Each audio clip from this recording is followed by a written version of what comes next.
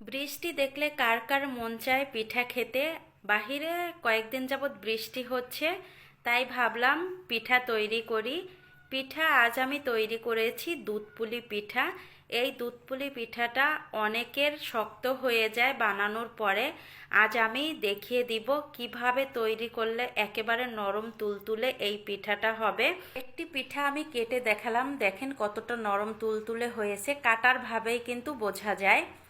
পিঠাটা তৈরি করার জন্য প্রথমে আমি 2 কাপ জল নিয়েছি, তাতে দিয়ে দিলাম স্বাদ মতো লবণ। 2 কাপ জল আমি ফুটিয়ে নিয়েছি। এবার 2 কাপ জলের জন্য 2 কাপ দিয়ে দিব চালের গুঁড়া। চালের গুঁড়া দেওয়ার পরে এখানে দিয়ে দিলাম 2 টেবিল চামচ সুজি। এই সুজিটা দেওয়ার কারণে পিঠাগুলো কিন্তু নরম তুলতুলে হবে। এখন এই গরম জলের সাথে ভালোভাবে নেড়েচেড়ে মিশিয়ে নিতে হবে, আর এ পর্যায়ে গ্যাসটা বন্ধ করে দিতে হবে। মিশিয়ে নিয়েছি, এখন একটু দেখাচ্ছি, দেখেন কতটা নরম হয়েছে আর একেবারে সেদ্ধ হয়ে গেছে খুব সুন্দরভাবে। একটা ঢাকনা দিয়ে ঢেকে 5 মিনিট আমি রেখে দিব, আর গ্যাসটা কিন্তু বন্ধই থাকবে। এদিকে হচ্ছে ক্যারামেল তৈরি করে নিচ্ছি দুধে সুন্দর একটা কালার আনার জন্য। চাইলে আপনারা এটা স্কিপ করতে পারেন, কোনো সমস্যা নেই। ক্যারামেলটা তৈরি হয়ে গেছে, এখানে আমি জাল করা দুধ দিয়ে দিচ্ছি। আমি প্রায় 1.5 লিটারের মতো দুধ নিয়েছি জাল করে। এখন এই দুধটা দিয়ে দিচ্ছি সবগুলোই ক্যারামেলের মধ্যে দেওয়ার পরে দেখবেন ক্যারামেলটা একেবারে শক্ত হয়ে যাবে। ভয় পাওয়ার কোনো দরকার নেই, আস্তে আস্তে ওটা গলে যাবে।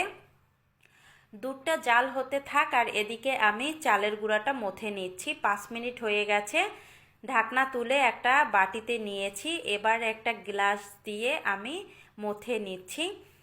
কিছুক্ষণ মথে নিয়েছি, যেহেতু চালের গুঁড়াটা গরম ছিল, হাত দিয়ে ধরতে সমস্যা হচ্ছিল, এজন্য আমি গ্লাস দিয়ে মথে নিয়েছি। এবার হাত দিয়ে মথে নিব। আর এই কাজটা গরম থাকা অবস্থায় করবেন, তাহলে ভালো রেজাল্ট পাবেন। যখন ঠান্ডা হয়ে যাবে তখন মথে নিলে চালের গুঁড়োটা ভালোভাবে মথে নেওয়া হয় না। এখন ওখান থেকে একটু ডো আমি হাতে নিয়ে একটা বাটির মতো তৈরি করে নিলাম। বাটির মতো তৈরি করে নিয়ে মাঝখানে নারকেলের পুর দিয়ে দিচ্ছি। পুর দিয়ে এবার সম্পূর্ণ পাশটা আটকিয়ে দিতে হবে হাত দিয়ে ভালোভাবে। আমি একটা হচ্ছে ডিজাইন ছাড়া বানিয়ে দেখাচ্ছি আপনাদের। এখন এভাবে একটু চেপে চেপে সমান করে নিচ্ছি। সমান করে এভাবে একটু হাত দিয়ে নেড়ে চেড়ে নিলাম, এতে করে সমান হয়ে যাবে। পিঠাটা তৈরি হয়ে গেছে। আর সবগুলো পিঠা আমি সেমভাবে তৈরি করে নিব। মাঝখানে আমি কিছু পিঠা ডিজাইন দিয়েও তৈরি করে নিয়েছি।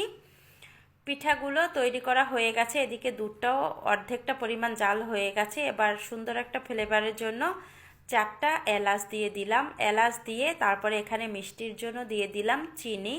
চিনিটা আপনারা কম বেশি করে দিবেন যারা যেরকম খেতে চান। চিনিটা দেওয়ার পরে কিছুক্ষণ জাল করে নিয়েছি। এখন এক এক করে পিঠাগুলো দিয়ে দিব এই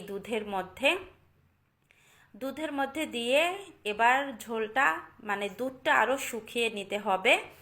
এই তো দুধ অনেকটা ঘন হয়ে গেছে আর পিঠাগুলোও সেদ্ধ হয়ে গেছে দেখেন। এবার আমি এই গ্যাসটা বন্ধ করে দিব। গ্যাসটা বন্ধ করে তারপরে আপনাদের সাথে শেয়ার করব। গ্যাসটা বন্ধ করার পরে আরও দুধ ঘন হয়ে যাবে।